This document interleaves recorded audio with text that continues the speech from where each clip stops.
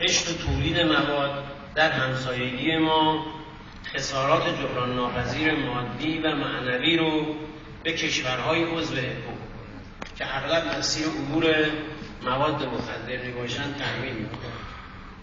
امروزه افزایش تعداد مصرف کنندگان در این منطقه از جمله افغانستان، پاکستان و کشورهای آسیایی میانه اشاره فرمودند، تاجیکستان و افغانستان که با ما همزبان هستند و دیگر کشورهای آسیایی میانه بسیار نگران کننده است. در جمهوری اسلامی ایران که از اولین قربانیان این جریان مرگبار میباشد، با خطر تغییر نوع مصرف مواد امروز ما روبرو هستیم که جای نگرانی شدیدی در چنین وضعیتی مقابله با عبور مواد از ایران فراموش نشده است. جمهوری اسلامی ایران به عنوان یکی از اعضای سازمان اکو با اتخاذ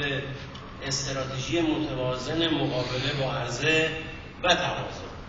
ما در واقع یک استراتژی متوازنی رو اتخاذ کردیم که در جمعی وجوه بایستی کار مبارزه و مقابله انجام بشه، هم در مقابله هم در کاهش عرضه تقاضا، ضمن تقبل هزینه‌های سرسام‌آور در حوزه مقابله تا